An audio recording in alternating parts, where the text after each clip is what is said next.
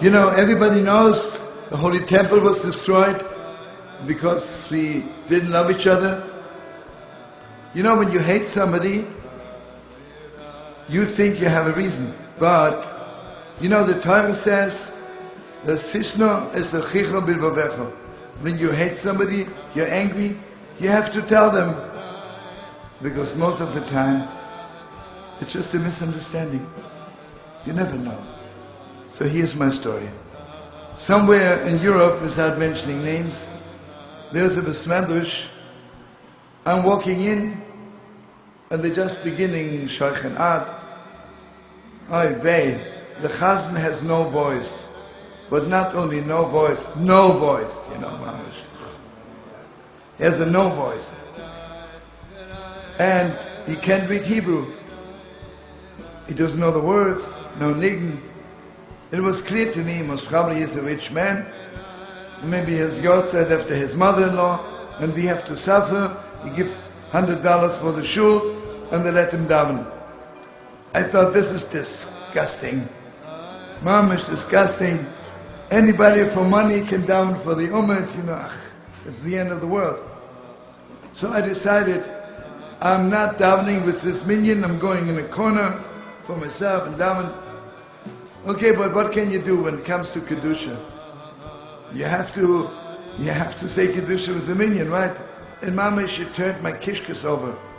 He said, Mim koimcho, Sophia, Mosai, and then he said, Tzidkecha.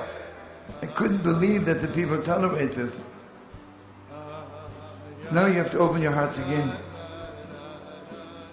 You know, when it comes to taking out the Torah, if you want to or not, you go up there to kiss the Holy Torah. So I'm walking up to the bima, and suddenly I see that here is the Chazan, and two people are holding him. I asked the person next to me, why are two people holding him? And they said to me, don't you know who this is? This is the blind Chazan from Lemberg. Before the war, he had the most beautiful tenor. And all of Poland was coming to Lemberg just to hear him daven. But Lemberg, he was 5 years in Auschwitz.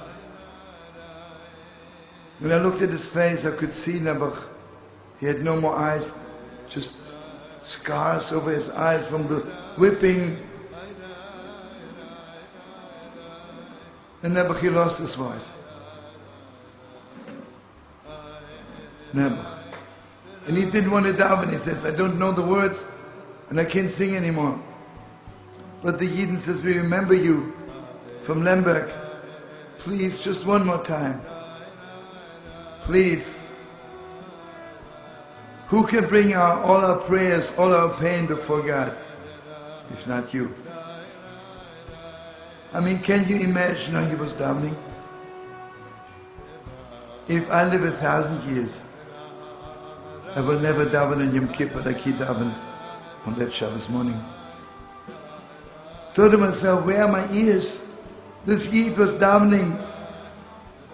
Who knows where his prayers reached? And I didn't even have the guts to daven with him.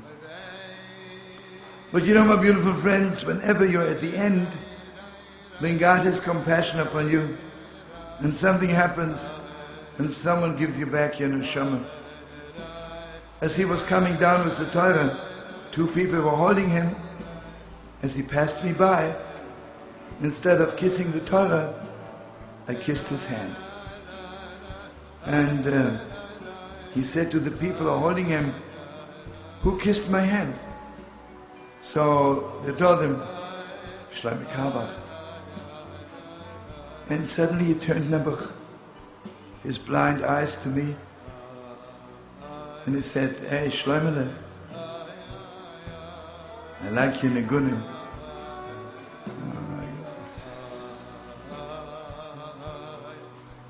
Gave me back my soul. I stayed there for next a week, and every day I took him out on the boardwalk for long walks. What a Yid, what a Yid. A few months later, I called up, his wife was on the phone, and I said to her, so, how's the Heilige Chazan?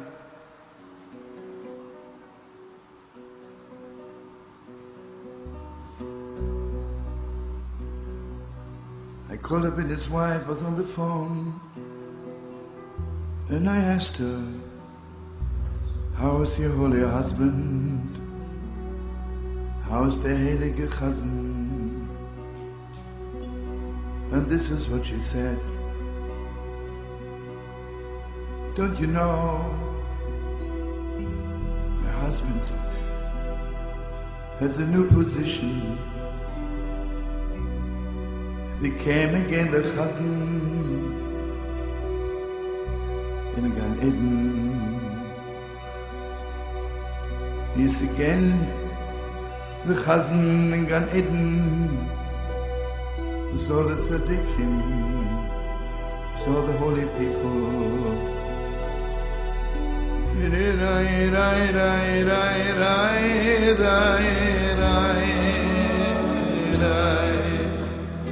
Rai